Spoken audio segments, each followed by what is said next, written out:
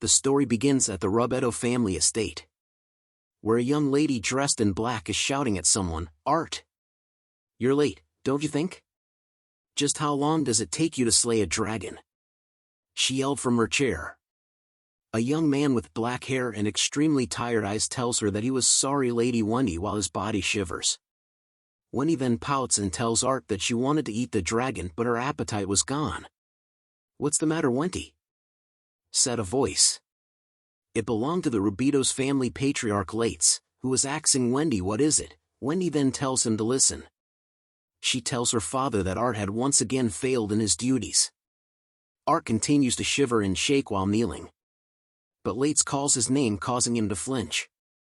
He looks at Art with disgust in his face, calling him a useless imbecile, and that he had entrusted Art with the role of butler to his beloved daughter, but had completely failed to meet his expectations.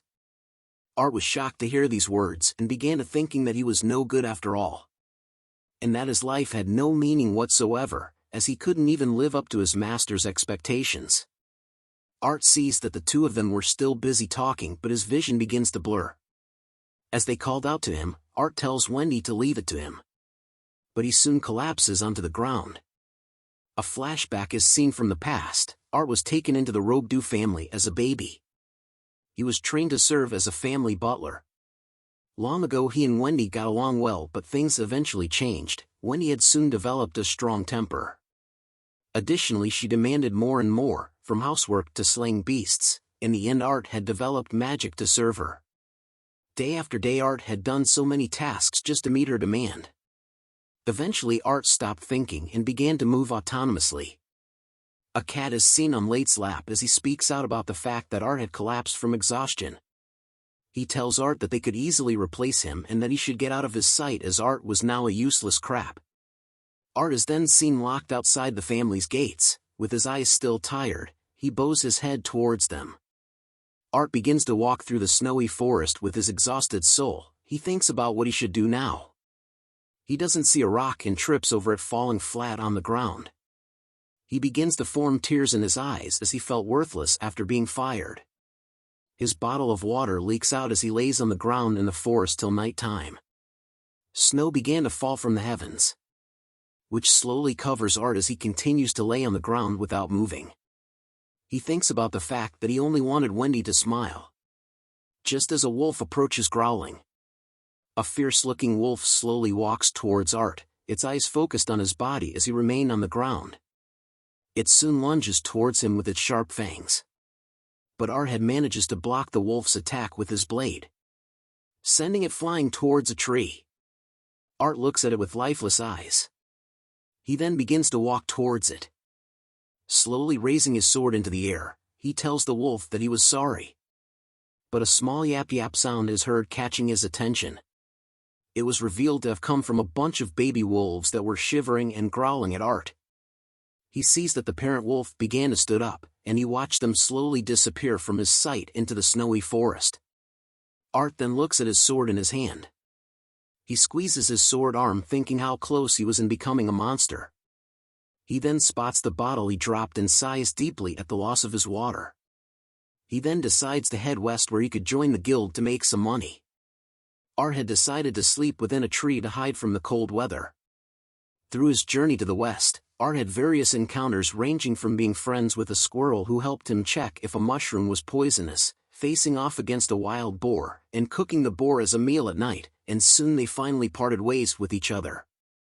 Art had finally reached the city of Firen. As he walked through the crowds of the city, his dark aura surrounding his body caused others to be alerted to his presence. He soon reaches the Guild of Firen, where there were various people inside. Art was looking at the mission board, wondering what was the most fitting job would be for someone who was raised as a butler. With his tired eyes, he spots many extermination requests. He then grabs onto a mission letter, which was a laundry request for the Isfield family, which was perfect. He quickly rushes to the counter and tells the lady that he would be the one to take the Isfield family laundry request. The lady was shocked to hear this, and so were the other members of the guild. They tell him that countless people had tried that quest already, and that Art was being an idiot for taking it, and that he should give it up, just as the lady at the counter was telling Art that the quest was not just any laundry request, but that nobody had succeeded in it till now. but something interrupts their talk as they both look behind. Art turns and sees a beautiful lady covered in blood, which made time feel like had stopped for the both of them. Art looks nervously at the lady covered in blood. The guild members talked amongst themselves, saying that it was Isfield the Ice Princess, and that she was both a novel and an adventurer. She sends a glare to the members which forced them to turn and walk away from her, but Art was blushing as he stares at her. She then throws the sack onto the counter, saying that she had brought the quest items, which were several boars. The lady at the counter thanks her for the hard work. She then informs the Ice Princess that somebody had accepted her quest to do her family's chores. She wondered where the person who accepted the quest was. As she looks around, the lady at the counter tells her that Art was behind her. Art and Urk both stared at one another in silence. Urk then breaks the silence by introducing herself as the eldest daughter of the Isfield family, Isfield Urk. She then asks Art who he was. She tells him to spit it out, which he nervously agreed to. He kneels onto the ground and bows his head, telling her that his name was Art, and that he will do his best to service his master with all his dedication. The introduction left Urk to be stunned upon hearing it. Art then realizes that they had spouted a line that he had used as a butler. But Urk looked at him with an intense glare. She then tells him that monster blood doesn't wash out easily, and that it takes an entire day to clean one piece of clothing. With all that info, did he still want to give it a try, she asks. Art then looks up at her, telling her that he still wanted to do it. Urk then asks how long would he need. He tells her that he just needs an hour, which shocks her. Urk looks at him curiously and then tells him to come with her. The Isfield family estate has a beautiful mansion and fountain are seen with flowers and butterflies everywhere. Urk and Art are seen walking through the estate. They soon reached a gate where Urk tells Art that she needed to go change and wanted him to follow Tet the butler to the back garden. Tet tells Urk that the results of her effort are extraordinary as usual. Tet and Art exchanged greets as Tet tells him to follow him for the laundry. On their way there, Tet talks about how Urk became an adventurer to prove her worth according to family's traditions, and that the Isfield family was a noble house with the rank of marquis. Art chuckles nervously upon hearing Urk's backstory. A scene is shown where Urk was bathing and soaping her body in the shower. They soon reached a bucket filled with a gross oro, which Art asked Tet if this was all the laundry. Tet explains to him that the blood of monsters permanently ruins clothes after 3 days, and that cleaning just one of them would be a labor that takes 3 people an entire day. But Art replies that it was no problem. Urk had arrived wearing a beautiful dress that catches Art's attention. Urk asks him if there was blood on her face, but Art replies nervously that there was none. She then giggles and tells him that him was a strange one and good luck with the laundry. Art sees this and blushes while thinking that she was totally different from Wendy. He then removes the cloak he was wearing. He bows his head and tells them to leave it to him. Art begins by grabbing a pail of water and tosses it onto the pile of laundry. The staff were amazed by Art's technique as it was perfect, but wondering if he needed help, but he declines. Urk sees him and notices that he had a skill as Art closes his eyes. He then rotates the laundry covered in water. Urk then realizes that he was using magic. She stares in amazement as she had never seen this kind of magic before. Art smiles as his magic was being casted. He had created this type of magic to do all his chores, making it his very own original domestic magic. Called bubbles, as multiple bubbles started to float into the air and around the estate. Urk sees the bubbles in the air and smiles, calling it beautiful. The laundry was now hung onto the line to dry. The staff gathered around it and commented about how it looked brand new and was spotless. Tet then turns around to ask Art how he did it. Art then explains that he had followed the concept of slimes that could absorb and digest anything they touched, and based on that principle, he had made a digestion spell to replace the digestive fluids with detergent to clean things. The staff was impressed that Art had made use of a monster's behavior and that it was brilliant. Urk then calls out to Art. She apologizes to Art for doubting him, which shocks both Tet and Art. She then tells Art that he was amazing for solving a problem so easily, as everyone was working hard to the bone over her laundry. But Art was stunned to hear that as he considered it as easy. Urk then tells him that she wanted to ask him something. She asks him if it would be alright to call on him again, which caused Art to recall Wendy's strict commands. he immediately kneels down in front of Urk and tells her that he was hers to command. Fear and sweat trickle down Art's face as his body trembles while Urk looks at him. She then walks over to him and touches his face, telling him that she didn't know what kind of life he had lived, but that this wasn't an order. She offers her hand to him, telling him that it was a request instead. Art's face shined brightly as he thought of the word request having a nice ring to it. He recalls his past memories of when he was given orders constantly and that he didn't have a choice. As the staff gathered around Art, he realized that a request was different. He smiles knowing that he had the right to decide for himself.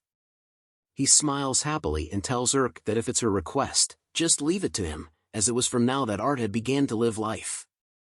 Art soon wakes up from the daylight of the morning into the sound of birds chirping. Urk sat beside him and tells him good morning. Art was stunned to see Urk after waking up. He screams in shock and looks around wondering where he was. He thinks deeply about why he was in bed, but could not remember a single thing. He looks around the room once more and sees Urk thinking that he did something he shouldn't have. Art then covers himself with a pillow to hide his embarrassment from Urk as he was in her room. But she asks him what was wrong and if he couldn't remember. As Art was hiding and blushing, Urk explained to him that after doing the laundry yesterday, he had collapsed from doing all the laundry at once. Art hits himself with the pillow thinking about how he had pushed himself too far using magic. Urk leans close to Art asking how he was feeling now. Art lifts the pillow up and tells her that he was much better due to her generosity. But Urk had to make sure and touches his forehead, telling him not to lie as he still looked pale. This action caused Art to be knocked out as she tells him that Tet had prepared his reward. Tet brings in a huge chest filled with endless gold. Art was surprised to see the large amount of gold. Urk tells him that the Isfield family could afford this and asked if he had any plans elsewhere. He tells her that he didn't. Urk then snaps her finger calling for Tet. After a while, Art was seen wearing a brand new set of clothes. He asks Urk if it was okay for him to wear these as they were very nice. Urk tells him that it was clothing prepared for servants and that she plans to keep Art in her employ. She then tells Art that the clothes looked good on him. Hearing this made Art blush as he bows his head to thank her for allowing him to serve her. But Urk smacks Art, causing him to scream in pain. She looks him straight in the face and tells him to cut the formalities as they were the same age. Art smiles happily upon hearing those words from her. The three of them are then seen walking through the corridors to head to breakfast. On their way there, Art whispers to Tet about why Urk was acting so nice. Tet then explains to Art that Urk was the head of the family and was known as the Ice Princess, and if he had heard the rumors from the guild.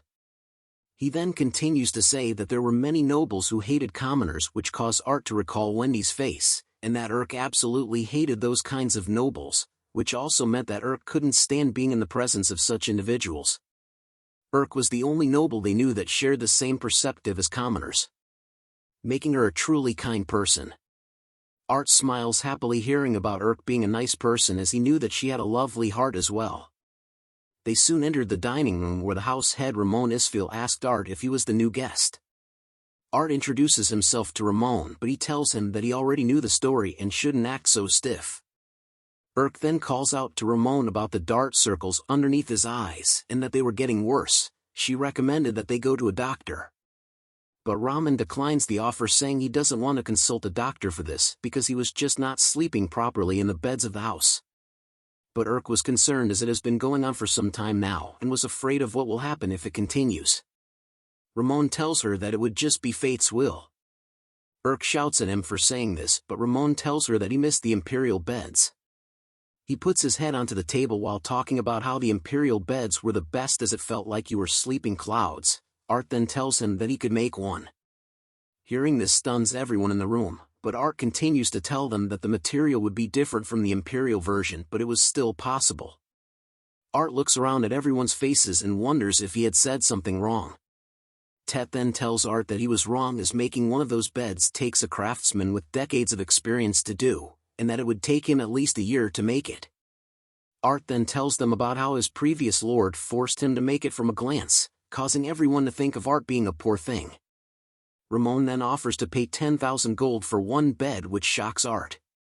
He then tells Art that it will be quite a sight to see him build one, and if he had the talent he would be rewarded generously. Urk then requests Art if he could build one for her father. Art thinks about how long it had been since anyone had depended on him like this. He agrees to their requests and tell them that he would be grabbing some great blackbird feathers. Then tells him that she will come along as it was far too dangerous. In the Dorado forest area, and Art are seen on a tree. Asks him if the feathers of the blackbird were extremely hard and dirty, making it hard to be like the imperial beds. She then recalls that the feathers of a great blackbird would make for some of the best adventurers' armor out there. Art then tells her to relax, as he wanted to show the people that needed him how well he could handle it. Agrees reluctantly and mentioned that the blackbird was a B-rank medium-sized monster which would be difficult to defeat. She then tells him that when it comes she will be the one to hunt it down. But Art tells her that he would do it. He then thinks about how the moment was strange, as the blackbird should be roaming around here at this time of the day. A fierce roar was heard in the forest, catching Art's attention. "Above us!" Art shouts as a huge blackbird appears from the sky. It crashes into the tree where they were, causing a huge explosion. Tells Art to get down as she will be the one to hunt it down as they face off against the great blackbird. She then rushes towards the blackbird, shocking Art. She swings her massive sword towards the blackbird, but it deflects her attack with its black feathers. A chemical was then seen sizzling in the blackbird's mouth, which Art notices as an acid attack that he couldn't allow to be hit by. He then casts his magic enhancement paralysis on his dagger and throws it towards the blackbird. It lands into the blackbird's throat, making it paralyzed. Seeing that the blackbird was paralyzed, Art exhales deeply and took a focused sword stance and soon unsheathes his blade from its cover. With a simple dash and slash, Art slices the head off the blackbird. Was stunned to see this as the blackbird's head falls to the ground. She calls out to Art, who asks her if she was okay, but asked him what that sword technique was, as she couldn't even see the sword hit it. Art says it was no big deal as he just casted his paralysis magic enhancement. Was shocked to hear that he could use such magic.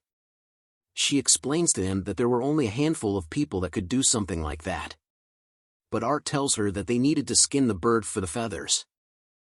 Then shows a hesitant face, which caused Art to ask her what was wrong. She tells him that it was nothing and took in a big gulp before stabbing the bird with her knife. Blood exploded all over her as Art stood in the back, shocked at what he was seeing. He then asks her if this was the reason why she was always covered in blood, to which replies that he shouldn't telling anyone about this. Was then seen in the showering, washing herself with bubbles and soap all over her body. She then looks at the bucket filled with feathers and asked Art if they could really use these hard, black, filthy feathers for a bed. Art tells her to leave it to him and soon casted his original magic. Bubbles and feathers soon floated into the air due to Art's magic as everyone stares in amazement.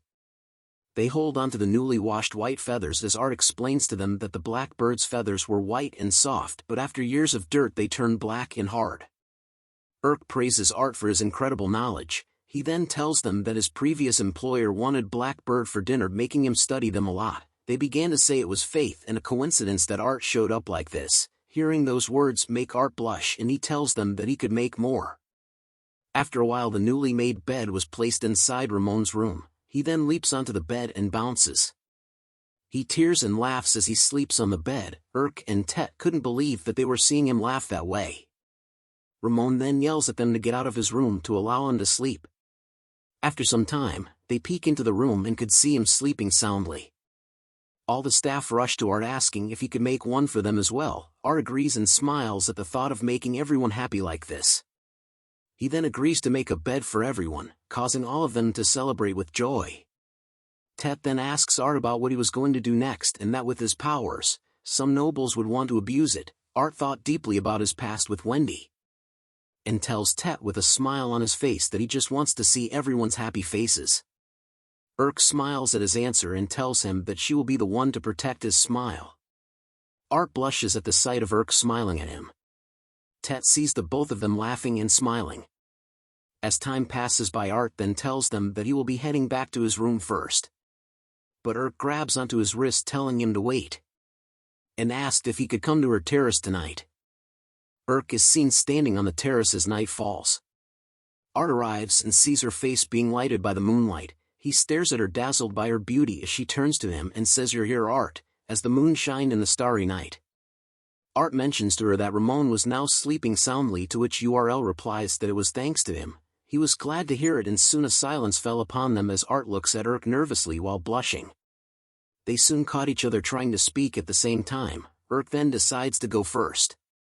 She asks Art about where he had exactly come from, which causes Art to think about how he never mentioned it before. Art looks hesitant at answering her question, but Urk assures him that regardless of his answer, she will always be on his side. Art smiles and tells her thank you. He then went on to explain to Urk about his past with the Robetto family and serving Wendy as her butler.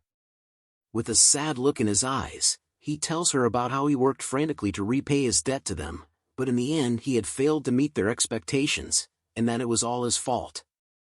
Urk could only stare at him in silence after hearing him speak. Art then calls out to her, to which Urk asks him if that was really what he thinks.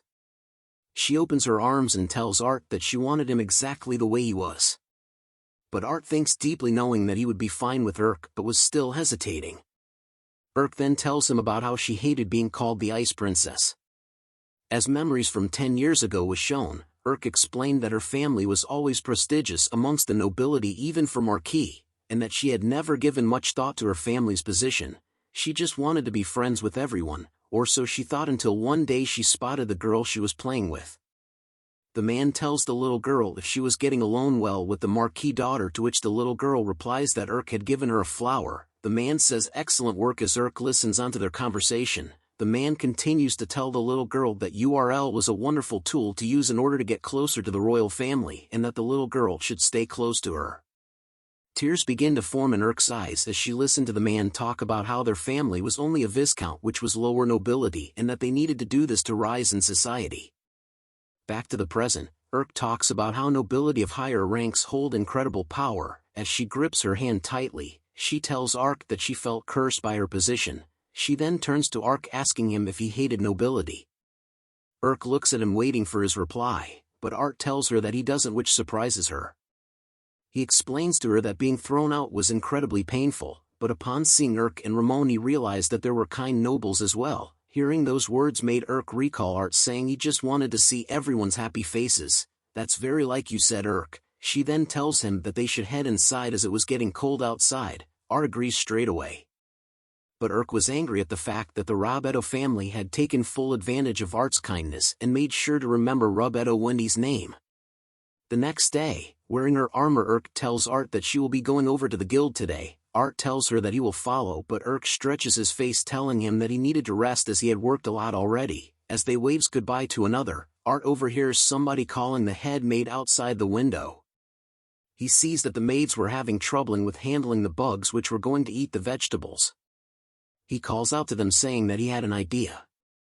Soon after, the maids were amazed to see that the bugs were running away from the vegetables. Art then explains to them that he had used laundry and bestowal magic to attach Ramon's scent, a combination which drives the bugs away. A voice appears saying how impressive it was for Art to create this using bestowal magic. The voice belonged to a handsome young man who winks at the maids as they called out his name, Lord Frey. The head maid tells Frey that he should have let them know in advance that he was coming back so they could prepare his meals. While the other maids were swooning over and falling in love with Frey, Frey apologies to the maids as they left, talking about how cool he was. He soon turns his attention to Art and introduces himself as Isfield, Urk's brother. Art then introduces himself to Frey, but Frey taps onto his shoulder rapidly, telling him he hated stiff formalities, but what was more important was how cute Urk is. Frey is a siscon, ladies and gentlemen. Frey soon asks for a handshake from Art. Art hesitates but still offers his hand. As Frey grips Art's hand, he notices something. He smiles and tells Art to duel with him, which causes Art to be confused, but he soon realizes that Frey's hand was cold. Frey looks at Art in a serious manner. "Aren't you really strong?" Frey asks as he holds Art's hand. Art and Frey are seen alone together. Art asks Frey if he really wanted to fight, to which Frey replies, "Of course, all that traveling is making me rusty." Art then asks why he wanted to fight. Frey then snaps his fingers at Art, telling him that he wanted to gain Onyai-chan points while winking. Art then agrees to the fight if it means making Frey stronger. Frey instantly disappears and reappears behind Art, telling him, "Here I come." He then unleashes a powerful uppercut of his sword attack to Art, which Art manages to deflect.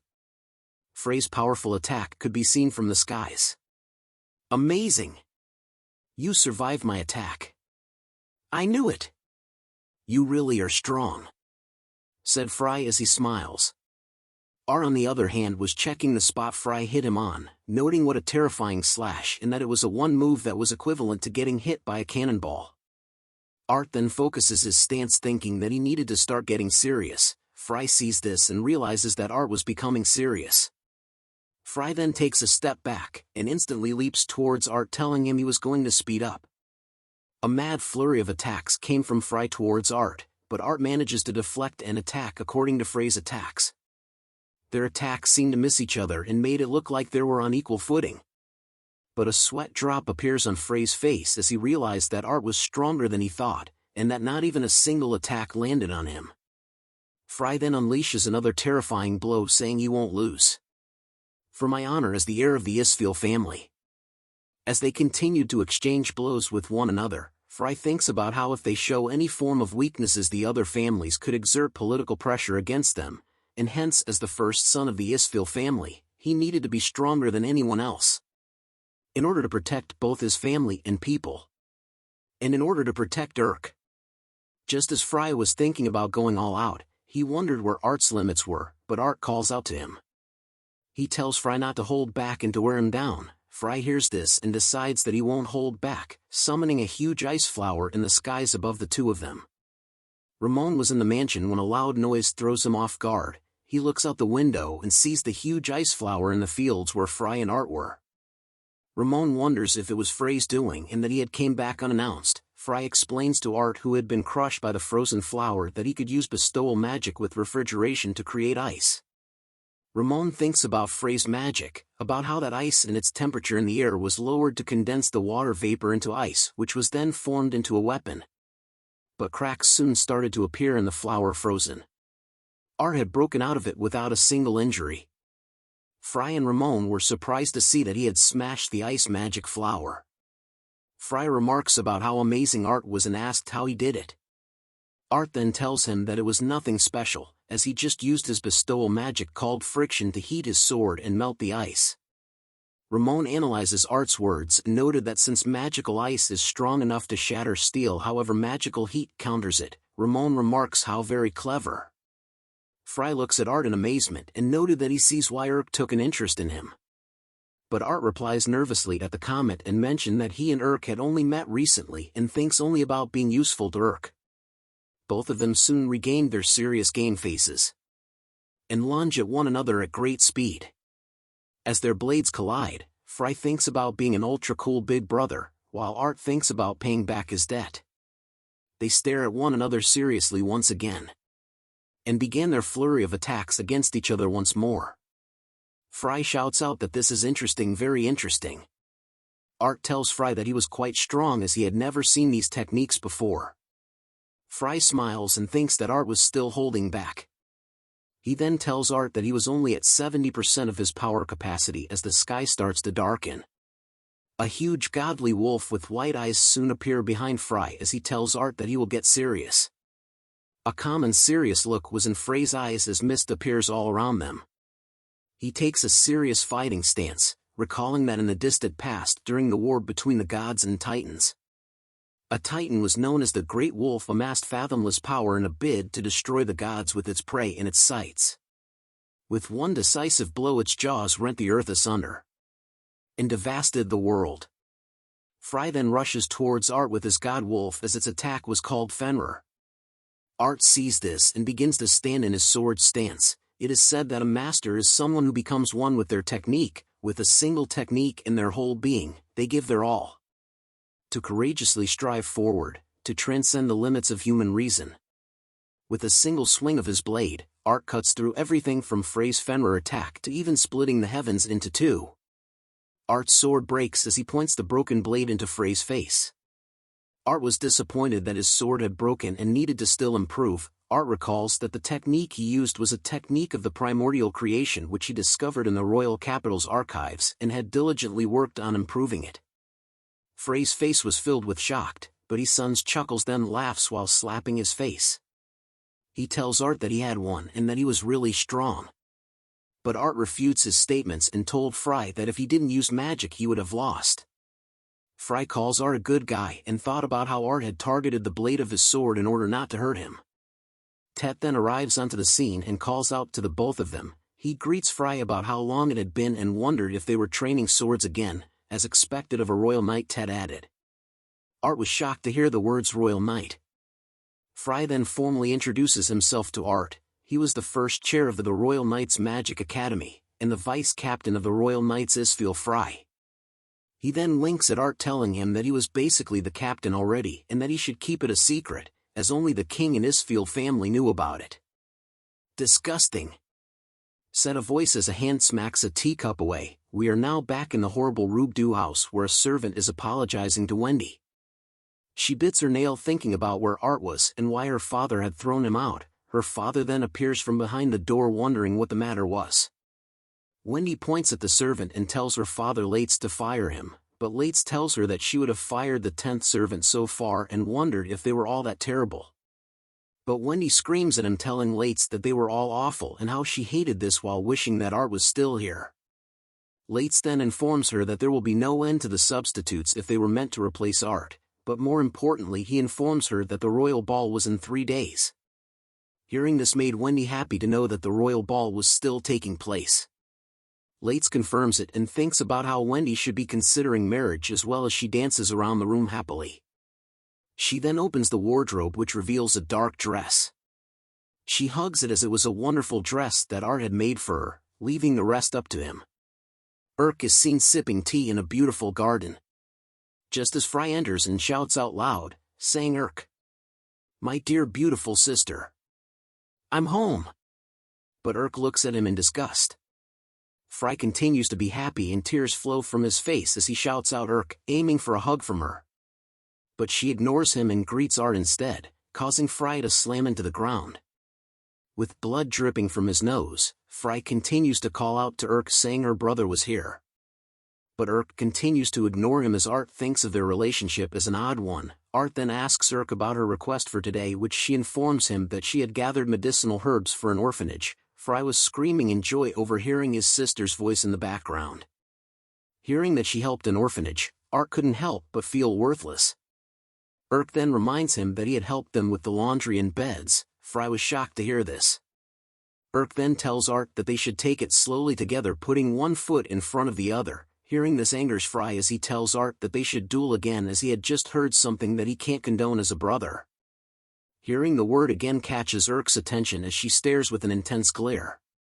She yells at Frey asking if he was bullying Art, but Frey nervously tells her to stop it as he didn't do it, but an angry aura still arose from Urk as Frey tried to deny her claims. Big brother, I hate you, yelled Urk, which broke Frey. He collapses onto the ground saying it was all over and that his world had come to an end. Ramon then enters asking what the ruckus was all about. Frey calls him daddy and tells him that Urk said she hated him. Ramon then tells him to say sorry, to which Frey didn't want to do. Ramon then asks why he was home as there must be a reason for it. Frey then tells him that he had a message to deliver, and with a serious look he informs him that it was about that event.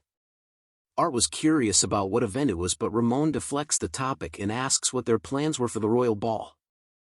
Urk looked unhappy as she tells him that she didn't want to go, but Ramon reminded her that the Duke had requested for her audience. Art thinks about how the royal ball was a gathering where all of nobility get to strengthen their ties. Frey and Tet then declined the invitation to attend the ball as they were busy, which shocks Ramon as he was the one asking. The three of them then started thinking about who could attend in their stead. They needed someone who was reliable, had proper etiquette, and someone whom Urk could rely on. They all gaze at Art, causing him to fluster. Urk looks at him and decides that if Art was going, she would go. Hearing this made Art blush. Tet then agrees with the decision as Art would be the perfect candidate to be a bodyguard to Urk and a representative for Frey. He then asks Art if he could represent the Isfield family. Art took a moment to think and wondered if he could be useful to Urk. He then bows his head and agrees to take on the duty, making Urk happy as she tells him that she appreciates it. Urk then returns to the mansion as she needed a dress to be made. The head maid appears and informs Urk that she had grown again as she measures Urk's body. She blushes upon hearing those words and tells her not to say it. The head maid then informs her that since Art had arrived, her chest has gotten even bigger. She then advises her that when a woman becomes aware of a man, their body will imitate certain developments. Essentially, the woman wishes for the man to view her as a woman. Hearing this causes Urk to blush heavily, as she wondered who she wanted to view her as a woman. But soon Art's face appeared in her mind. She was shocked and wondered why she had imagined his face. The head maid giggles and mentioned that they needed to have her bust enlarged. She whispers to Urk and asked if they needed Art's assistance, but Urk brushes her off, calling her a fool and that it was not needed, but the head maid teases her, saying that they just needed him to adjust her size. The two of them continue to argue about Art. Ramon is then seen asking about that event. Frey informs him about the eclipse locusts that he had brought up at an inappropriate time. Roman noted that it was taking place this year too, and that every few years, they would make an appearance in millions, destroying land and villages they sweep across the country. Frey tells him that they locusts had already struck Paul. Ramon notes that he was already informed, to which Frey expected, as he was more updated than the Lord Chancellor. Roman replies that the Lord of Paul was a friend and asked what he thought of Art. Frey responds that he thinks of Art as a good and honest kid who was a genius that was born only once every 1,000 years. But Ramon felt bad about Art's past history, which was incredibly harsh. Frey was glad they found him, as the bed he made was dangerously comfortable.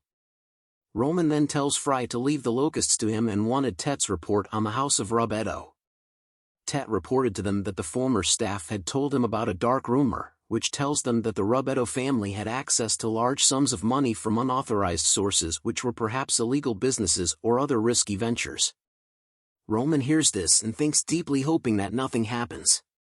Night arrives and a carriage is seen in the forest. Art and Urk were sitting inside of the carriage. Urk had a sad expression on her face as she looks out the window. She then calls out Art's name. She touches the window and tells him that nobles are troublesome people. Hearing this made Art sad as he looks at her. He then calls out to Urk, who asks him what is it. He tells her that she looked beautiful. But URL tells him not to flatter her as the dress didn't fit, but Art tells her that she looks like a goddess. He then takes her hand and kneels before her, telling her that he swears to protect her no matter what may come. Urk and Art stare at each other, as Art had decided for himself that he won't be anyone's puppet. And that he was sure it would be fine for now, just as the carriage heads to a castle in the horizon. Urk and Art soon arrive in front of a giant door of a mansion with guards stationed outside. Art looks at Urk, who showed an uncomfortable expression on her face. He stares at her deeply before bringing out a perfume bottle, to which he casts cleanse and enchant perfume on her. He asks her if that had helped calm her down, to which Urk just stares at him. He then bows in front of her, asking if she would be so kind as to allow him to escort her. She gives a faint smile and says gladly. They soon enter the mansion with their arms intertwined with one another. The other nobles see Urk walking through and commented that she was as beautiful as an angel, and that Art wasn't too shabby himself. Urk felt embarrassed and thought of somebody who didn't come, but Art tells her not to worry, and informed her that he was here after all. Urk blushes as she hears those words from Art. The musicians in the hall began to play music. Urk and Art soon started to look around and noticed that the people around them were dancing. Art then calls out to Urk, offering his hand, and asked if he could have the pleasure of dancing with her. The both of them smile at one another before Urk agrees and holds his hand. They held each other close as they danced to the tune of the music. The more they danced together, the more embarrassed and shy they felt towards one another, which they noticed, but they soon laughed it off together and continued to happily dance to the music. Just as they were dancing, a lady notices them from afar. A lady rushes into Art's body and hugs him, interrupting the dance between him and Urk. Art was surprised by this sudden action. He recognizes her as Her Highness Leah, who tells him that they finally got to meet. Urk was stunned to see this as Art asks her to release him from her hug. Leah calls Art a wonderful person, which confuses both Art and Urk. She then recites the fact that Art was the one to save her Leah Drab from a dragon's wrath and was her knight in shining armor. She then tells him that she couldn't hold in her eagerness to meet him. Urk then interjects into the conversation. She asks Art why he had never tell her about this, but Art apologizes as he thought it wasn't important. Leah then recommends they go somewhere quieter first. Wendy had soon arrived in the hall wearing the black dress that Art made and was carrying a black fan with her father behind her. She walks through the hall as the people around her wonder why it was nosier than usual, and that it was because the princess had made an appearance. But Wendy was focused on what they were thinking about the dress that Art made, and if they couldn't take their eyes off her now. She then talks to her father wondering about which of the nobles had he picked to be her fiancé. Lates then points to a certain individual that was her future husband, but shock was written in her eyes as she sees where he pointed. Lates tells her that her finance was young Mr. Frey Mandagel, who was a large man stuffing his face full of food at a table, with shattered plates around and pieces of food on the ground. Wendy was taken back by the sight of this. She quickly turns to her father asking if he was kidding and that there was no way she could be with such an unsightly pig. But Lates immediately slaps her right in her bitchy face. Lates nervously laughs out loud and apologies to Freyman for the noise, and stated that Wendy was talking about the food. Wendy was in shock as she held the spot where her father had slapped her. She though about how it was the first time he had hit her just as Lates recommend they meet Freyman in the kitchen. Freyman's face was revealed up close with sauces on his face. He calls out to Wendy as his fiancée and tells her to come here. Wendy tears up upon seeing this horrible scene, as her black fan remains on the ground. Back to our favorite group, Urk asks Leah and Art how they were acquainted. Art explains to her that he had some business in the royal capital while Leah commented that he looked so cool when he defeated the dragon. Urk was a bit disappointed to hear this as it made her think that Art was nice to everyone. Leah then asks him if the thing she had sent was useful in his happenings. But Art was confused and asked what the thing she was talking about was. Leah then explained that she had sent a large number of gold bars from the royal treasury that she had permitted him to have, but Art continued to give a blurred look which Leah notices. She then asks if he didn't receive it, to which Art replies that he was sorry as he does not remember such a thing. Leah then changes the topic as she could send something else later and asked why Urk and Art had come to the party together. As they explained their reasoning to her, Leah realizes that she had been found out. She thinks about how love is blind, but Art doesn't even realize, just as he calls out to her. She grabs onto his arm asking him if he was free after this and if he would like to visit her place, but Urk joins in by grabbing his other arm telling her that Art couldn't go as he was her butler. The two of them argue as others watch while Leah tells Urk that Art would be happier by her side, but Urk refuses, saying that Art should decide. As they argue, a black dress is seen dashing by. Wendy was running away thinking that she refuses to be with a pig-like man and that she would rather die than marry him. But she soon trips on the carpet and falls flat on the ground. She begins to tear up thinking if only Art was here. As she lay on the ground with tears in her eyes, she overhears Urk and Leah arguing with one another. She then spots Art's flustered face between the two girls. Her face was filled with shock and then anger as she calls out Art's name, which he hears. "There you are!" she yelled as she walked towards them. Urk, Leah and Art were all stunned to see Wendy in front of them. A memory flashback is shown 8 years ago where there are signs on the gate with the words "Dunce, idiot, dumb girl, incompetent family." A young Wendy is seen upset while a young Art watches over her. She asks Art if he could go and punish the meanies. But Art tells her that they shouldn't as she would regret trying to go against. As young Miss was a nice person, he said with a smile. But hearing those words made Wendy angry as she wondered why he didn't save her. She thinks about how she was the only one who was suffering, which was unacceptable to her. Wendy asks Art with a smug look on her face where he was this entire time and if he had quit being her butler. But fear and shock made it hard for Art to reply to her. Seeing this angers Wendy as she turns and tells Art to leave with her. But Urk tells her to wait. She asks if she was Wendy Robetto. But Wendy asked Urk who she was. Urk didn't reveal who she was but instead told her that the rumors of her evil treatment were true. Wendy wonders who this high-handed woman was and sees her sliver hair, which belongs to the Isfield family. Wendy recognizes her as the Ice Lady. She then bows her head to apologies for her discourtesy and wonders why Art was with the Isfield family. Urk tells her to stand down and that she would overlook her impudence this time, but she needed to separate herself from Art. But Wendy tells her with a glare that it was up to Art to decide. The two of them soon enter into a staring contest. Art didn't think that this would happen when he decided to come here. But Wendy gives him the bombastic side-eye, telling him that her orders are absolute. Art's mind suddenly went blank upon hearing those words, and sweat began to drip more down his face. He soon realized that his words won't come out of his mouth.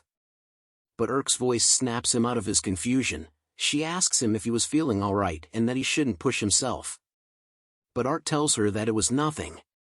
Irk felt concerned as she heard him. Art thinks deeply about how if he went against Wendy it will rouse her temper, making trouble for Irk and Her Royal Highness. Irk then yells out to Ark, wondering what was wrong. But Leah then asks Irk if she knew the story of Hyoko. Irk wonders why she was so calm. But Leah continues with her story, stating that after hatching the Hyoko bird deems the first individual that they see as their parent figure, they've etched in the bird's memory for its entire lifespan, and it seems that ever since Art was born, he has been serving the Robetto family, making Wendy's orders absolute. They could see that Art right now was being dominated by his fear of her, and that his brain was trying to rewrite his memories, while retaining his sense of self as he tries to return to who he was in the past. Hearing this upsets Irk. She bites hard, wondering why someone like Art, who could do almost anything and who was willing to do anything for others. Why was he willing to listen to orders from a horrible woman like Wendy? Irk's hand trembles in anger as she thinks that he was willing to be with someone who tramples over others' goodwill and for someone that will use him until he was knocking on death's door. Irk was upset as she asks Art why he had lied to him. Leah covers her face with her fan after hearing Irk. She then go over to Wendy to ask her a question. With a deadly look in her eyes, she asks Wendy where the gift of a mountain of gold she had left to Art was. Wendy was shocked at first, but then tells her that she didn't know what she was talking about. But Leah warns her not to feign ignorance as she heard it all from Art before. Wendy then pushes the blame onto her father, saying that it was something he was in control of, but Wendy was firm as she tells Leah that all of Art's belongings were hers as well. Leah replies that it seems that Art himself didn't know about this. But Wendy refutes back and turns to Art, saying that he knew something about it. Art could only stare and not speak as Leah remained silent. Wendy then touches Art's shoulder and whispers to him that there was nothing to worry about and that all he needed to do was listen to her orders. Fear took over him once again as he realized that he couldn't make sense of his words. Wendy then tells him that her order now was for him to act as if he already knew. His vision blurs as he thinks about how if he went against Wendy it would cause trouble for Irk. He knew that he needed to endure this all by himself. Art looks at Irk's concerned face and took a moment before saying yes. With a dead look on his face, Art tells them that he was aware. Wendy smiles upon hearing that and tells them that they would be returning. Irk then calls out to Art, asking if he remembers about the first day they met and how he helped her out with his cleaning magic, and that she made a request for him to confide in the Isfield family regarding his wishes. But Art's face was still looking dead as Wendy tells him to hurry up. Irk continues to speak to him about how he treated her father's insomnia by making a bed, and that even today he had supported her and calmed her anxiety. She grips her fist hard and shouts out loud as Art was behind her, "I want you to rely on me, Art." Life scene began to appear on Art's face as he hears her words. Wendy shouts and orders him to not listen to Irk's words anymore. But Irk continues to speak about how Art was too kind to others, and that it was okay to not take on everything alone, as she wanted him to treat himself better. Hope starts to shine in Art's eyes as he turns to look at Irk, who tells him to face her properly one more. "It's a request, Art," she says with tears on the ground. She looks at him and tells him to stop lying to her. As Art and Irk stare at one another, he couldn't help but feel like the worst. He thinks about how he had betrayed the trust of all those kind-hearted people. He grips his chest upon realizing that he had even betrayed Irk. As Wendy tries to pull him away, he tries to reach out to her, thinking that he didn't mean to. Wendy yells at him that they were leaving and didn't need to stay with these people any longer. But Art could only think of how he was someone that could only take action upon receiving order, and that Irk had taught him about having his own free will. For someone like him who had no self-esteem, Irk had accepted him for who he was. Irk's faces were filled with tears as Art realized that all he did was disappoint her. He begins to tear up as he was torn away from Irk, that he had failed as a butler. But even then, he just didn't want to lie to Irk. Art had now freed himself from Wendy's evil clutches. "Pardon me for my rudeness, I actually did not know about the gold," Art said. Wendy was shocked to hear that. Leah was surprised while Urk was happy. Art then turns to Wendy telling her about how he was expelled from the house and that he was no longer her butler, but Wendy was confused and asked what he was talking about. With a firm, confident look in his eyes, Art begins to tell her. But Wendy orders him not to. Ignoring her words, Art bows his head and tells her that he was officially the Isfield family's Lady Urk's butler. Wendy felt doomed upon hearing those words from Art. Urk then tells her that if she tried to make Art do anything, she will have no choice but to intervene. Wendy knew that she must retaliate, as she recalls the memory of when Art called her a nice person. But her trembles as she tells them that they must be joking. She screams at them with tears in her eyes about why she has to when Art was always her. Leah then stops her and tells her that they were not yet done with the gold situation. She gives Wendy the bombastic side-eye, telling her that it's about time for her to be punished for her impudence towards the kingdom. Right here, right now, in front of all the nobles present. Chaos ensues as everyone started to run. Some shouted that Baron Robetto was escaping, and so was the Flamin' House too. The guards began to look for them as they couldn't have gone far. Wendy looks around in confusion before telling Art that she will remember this before running away as well. But she then trips on her own dress, causing her to yell out in pain as she falls to the ground. She notices that her dress was torn but kept quiet, making her exit out of the ball as Leah looks at her running, saying, "Oh my." Urk then rushes to hug Art once Wendy was gone. Art was surprised by Urk's action, which causes him to blush heavily. She looks at him with a beautiful radiant smile and tells him welcome back. Art could only stare and tell her that he was back. But Leah interrupts their special moment, saying that she was the one who did the most work, and that it was quite rude for Art to do that as there was no other woman like her. Urk then tells her that she was disturbing Art, but a guard then appears, informing Leah and Urk about something. Urk asks him what it was and he whispered it into her ear. Art notices that Urk's expression was grim, as she tells him that it was bad. That and felon, towards their house were what seemed to be a large swarm of black batters approaching. A voice is speaking out as a city is set in flames. Insufficient, insufficient, insufficient. Hunger, thirst, no matter how many times I eat, I'm never satisfied. A swarm of bugs are seen flying in the air towards the burning city. No thanks, I'm out of here. Sorry for the delay, I had to bring back our voice artist. Back to the story. A man is seen with a coat hanging on his shoulders. He introduces himself as Peter, the guild master of the place. Art looks at him nervously, but Ramon assures him as he told him that Peter may not look much, but he could trust him.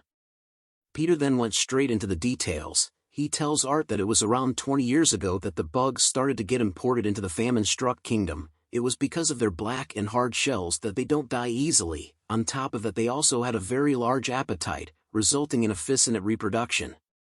Art recalls from the royal capital books that it recounted that there was a swarm of between 100 million to a billion of them. Peter then informs him that the cities of Onyx, Pearl, and Garnet had already been decimated. Ramon added on that there was always a substantial amount of damage.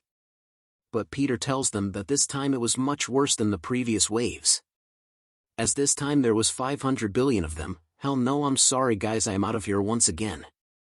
It's okay, I brought him back guys. Now back to the story. Urk was surprised to hear that there were 500 billion while Frey wondered why there were so many. Ramen then says they have started to appear with a serious look on his face, but Tet couldn't believe it as it shouldn't be the time for them to show up. It was the pure Queen Batter's manifestation. A glowing white bug lady was seen amongst the billions of black batters. Urk didn't know what that was, so Peter explains to her that the black ones are the common ones, and that the ones that are particularly light and huge are the pure ones. Tet then assumes that it meant they were ranked as the most dangerous ones, making it an S rank. Peter wanted to beat it first, but realized that it only takes one of it to raise an entire country to the ground. Ramon then asks how long until it arrives. Peter tells him in 1 week's time. Frey shouts out that it was too soon and that they wouldn't be able to make it after forming the extermination party, but Ramon tells him that it was not all. He points to the map of Drad, informing the others that if the bugs continue on their route, the royal capital Drad will ultimately end up getting attacked. Ramon's hinted that this was going to be the largest disaster ever since the country was founded, but Art puts up his hand, telling them that he had a suggestion. Peter tells him to hold on as this wasn't a safe place for a kid like him. But Urk reminds him that Art wasn't who he assumes him to be. Ramon then stops Peter as well and told the others to hear what Art has to say. Art then brings out a bottle with a cork. Peter recognizes it as lemon water. Art tells him that he brought some because of his sore throat, but later realizes that he could apply bug-repelling magic to it. Peter then tells him to not joke around, but one of the maids screams out that it was that thing. The head maid tells her to quiet down, but she tells her that the lemon water had made the bugs stop approaching even when she didn't use much of it. Art then tells them that if all goes well, it could buy them time for the next 2 days. Frey wonders if Art was serious, while Tet was surprised to learn that they could slow down the great disaster. Roman was impressed at the idea and that it came from the guy who made his bed. Frey and Irk praise Art for his idea because of his exceptional abilities and that he was already stronger than Art. Peter looks impressed by the idea, and he soon turns his head towards Art asking if he can do it, kiddo. Art was happy to hear those words. Ramon commented on how blunt Peter was, but Peter assures him that he couldn't help it as he didn't know any other way to ask for help. Art then calls out to Peter, bowing his head and telling him that he could leave it all to him. Ramon then informs them that he will send a message to the king so that they could gather troops, and that he will leave the rest of the work to Art. Art was happy to hear that Ramon considered him as part of the family. He recalls the happy memories of the Isfield family, and firms his resolution in ensuring that no matter what happens he would protect the Isfield family. Irk stares at Art and wonders how amazing it was for Art to stand up for anyone. Peter then tells them that he would collect everyone's information and would meet them at the guild in 2 days. Irk was then seen standing still in the shower as water continues to pour over her body. She thinks about how Art gives all of his powers for her sake. She thought deeply about how she had wanted him to rely on her, and that it was every she wanted. But she ended up always being the one that needed to be saved. She ponders these thoughts as the shower water continues to pour into the drain. A carriage wheel is seen speeding at a fast rate as a voice spoke out wondering if it was okay for them to sneak out without informing someone. It was Leah and her servant who were speeding away, as Leah thought about how she couldn't allow the Ice Princess to take Art away from her. "Wait until I get to you, Art," she yelled out as many carriages are seen riding fast. Few black batters are seen on a grassy patch, as Art remarks about how they were able to find some nearby and that after all the research they couldn't believe that they were just in the garden, which would be of great help. Art greets them good morning and counts from 1 to 5. Irk notices that there were a lot of books on the table. She asks Art if he went through all of it, which Art replies that he did since they didn't have much time. With a concerned look on her face, Irk tells him not to overwork himself and that she could help if he needed it. Art then recalls the moment when Irk had told him not to lie to her back at the party. He thinks deeply about how he had decided to no longer worry Irk anymore. He then thanks Irk for her offer and took note of the fact that the black batters who loved the wheat he had poisoned with enchanting magic. He thinks about coming up with another plan if this doesn't work, but a voice calls out to him telling him to wait a second. Princess Leah had appeared at the door. Art was shocked to see her while Irk scolds her for not knocking on the door at least. Leah talks about what a wonderful greeting Irk gave her. She then smiles happily and informs Art that she came to help, bringing along servants who were carrying massive amounts of gold bars. A huge pyramid of gold bars was soon formed in front of Art and Irk, to which Leah tells him to accept it this time. But Art and Irk were stunned due to the golden light that shined brightly into their faces, while Leah tells Art that the amount of gold bar were a little lesser than the amount she gave before, but the gold here amounts to about 5 million worth split between all of the gold and old grimoires. She then informs them that she had also brought the required materials in regards to the black batters. Irk then tells her that the gold was a bit too much, but Leah yells out at her saying it was not that much. She then approaches closely to Art and asks him about his reply. But Art was confused by what reply she wanted, which shocks her. Her drops down as she realized that Art had tricked her, but Art comforts her by saying that he didn't know what she was asking for. With tears and while biting a cloth, Leah tells him that she wanted to know his reply to her marriage proposal. Both Art and Irk were surprised to hear this and wondered when she proposed to him. Irk then yells at Art and asked if he was serious. Leah then explained that on a fateful day, he had saved her. Leah had felt the red string of fate pulling them together as if the heavens had willed it. Irk calls that crazy. In the background the black batters were discussing marriage, and called it crazy. Urk then tells Leah that Art was part of her house's name and she would like it if Leah stopped pushing him around, but Leah talks back asking Urk about when had he become her possession. Art quietly and nervously asked if they could stop fighting as they both continued with an intense staring match. Leah looks at Art and asks him if she was not to his liking, but Art replies by saying that wasn't the reason. She then offers him a book about explosion magic which allows him to trigger surrounding explosions. Art yells out that he didn't need such an obnoxious spell. Leah pouts her face upon hearing Art's refusal. She then tells him that she would help in another way. Art asks her if she would be interested in anything, to which she replies of course. Art then points at the black batters and wonders if she could help him with them, but Leah was shocked to see them. Art sees her shaking and guesses that she won't be helping.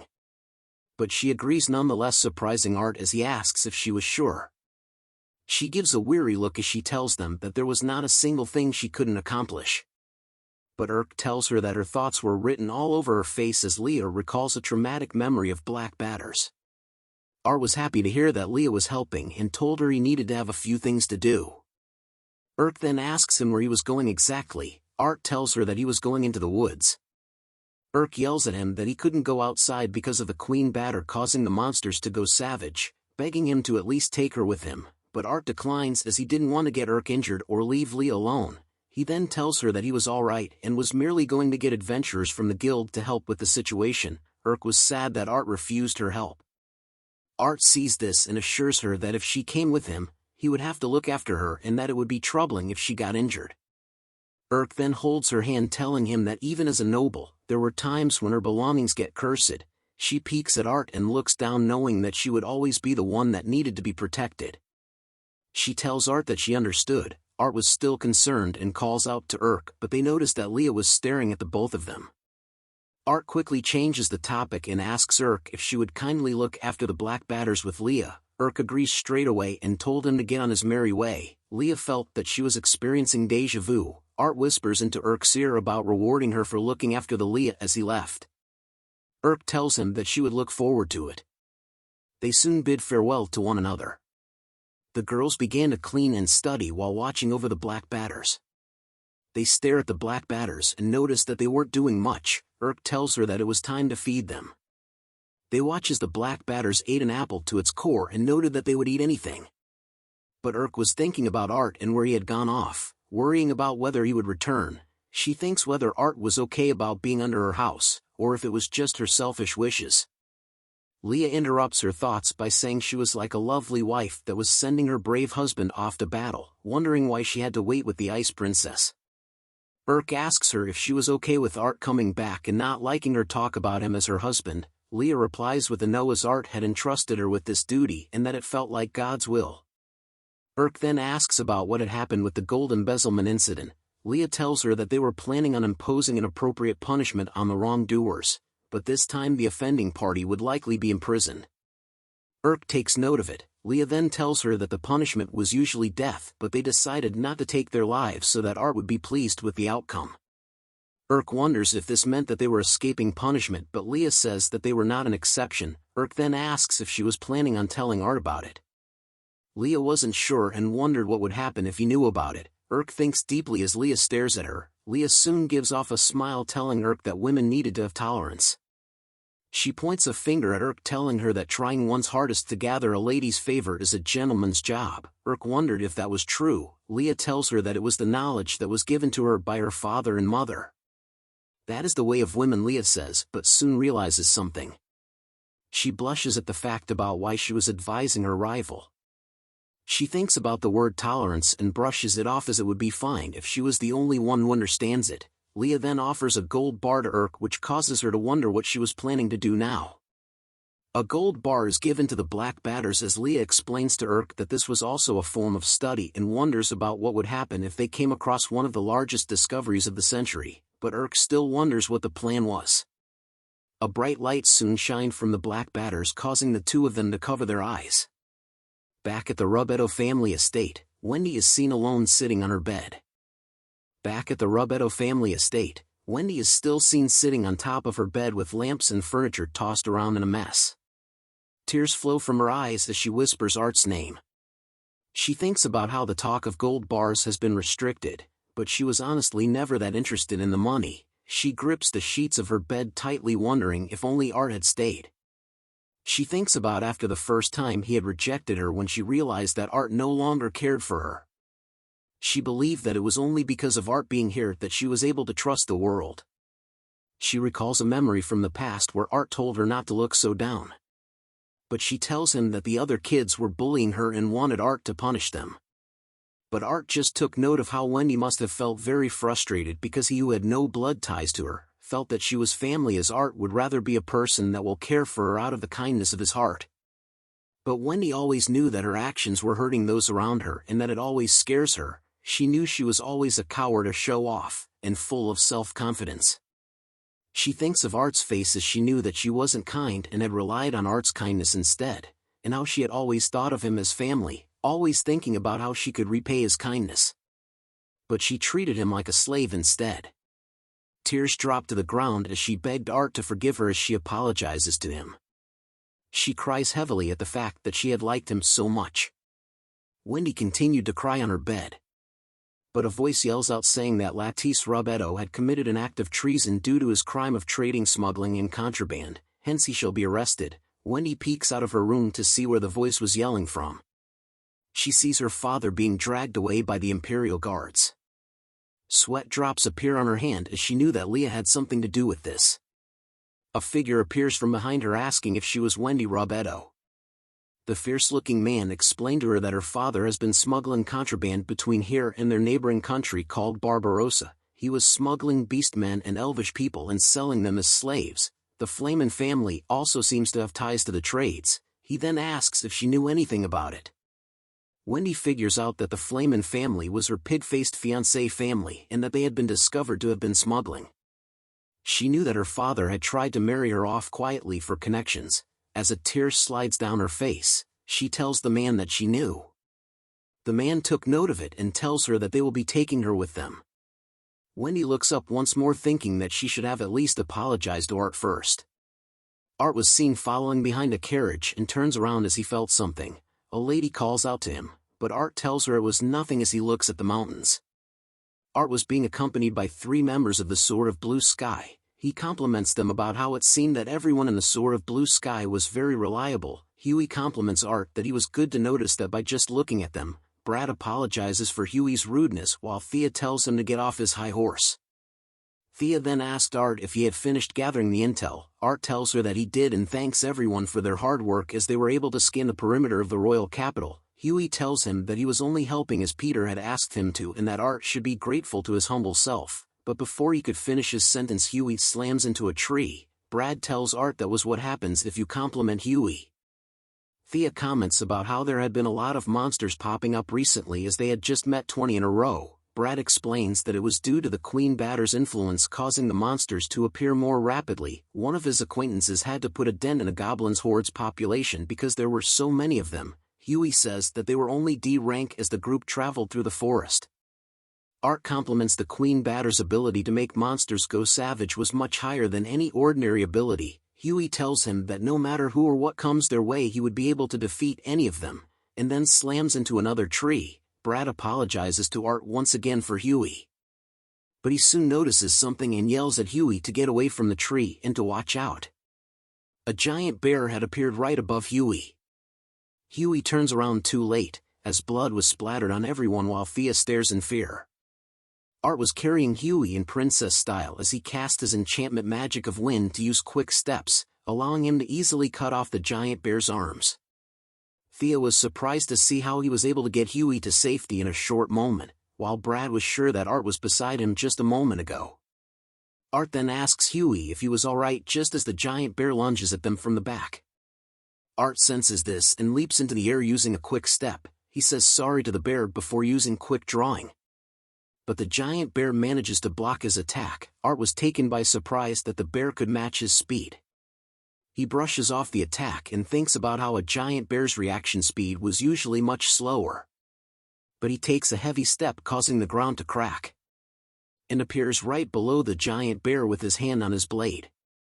The giant bear could only look at Art as he tells it that he got it. Art had managed to slice off its head in one strike using a quick draw battle of 0. The group was impressed with his skills, but Art was in deep thought about the sudden change in monster abilities and that the Queen Batter's effect was much stronger than expected. But soon a sound filled the air, catching all of their attention, and the group wondered what the sound or song was. They looked up and could see the swarm of black batters covering the sky.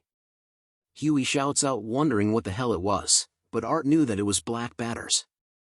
Art immediately takes off from the group, telling them he was going to go ahead. He rushes at full speed, knowing that if he doesn't report back quickly, everyone would die. The arrival of the black batters wasn't in 1 week, but in 3 days. Back in a town, newspapers are seen flying around while the citizens read it. A man is shouting, "Extra! Extra! Read all about it." Citizens in the city became aware that the city of Turquoise had been destroyed. The people wondered if the monarch was going to do something about it. Some had even said that a few of the nobles had already fled to somewhere far away. The citizens then began to think about leaving the city as soon as possible as well. Crows are then seen flying around a magnificent castle. Cyrilla the Chancellor was seen with a furious face as he grips the newspaper, wondering what was the meaning behind it. Minister Anil reports to him about how the emergence of the Queen Locust had spread to the masses, causing their distrust towards the monarchy. Cyrilla yells at him about the masses' distrust towards the monarchy, implying that the commoners should shut up. He leans close into Anil's face and tells him to retrieve all those newspapers right this instant and to apprehend everyone at the newspaper company and cut their limbs off one by one, but a voice shouts out saying that's enough. King Dread IV appeared with his incredible swag. He tells Cyrilla that a nation is nothing without its people and that it owes everything to its subjects. But the king coughs badly, causing the two of them to call out to him in concern. Anil tells him not to overexert himself as he was not in a condition to be moving around, while Cyrilla tried to tell him that they were setting a bad example. The two men then guided the king up the stairs. Dread then tells them that they didn't have an effective countermeasure for a long time, making it understandable. He then asks Anil about the status of the subjugation troops. Anil reports to him that at present there were 3,000 royal knights that are able to be mobilized, but a third of them cannot be deployed as they would be focused on defending the palace.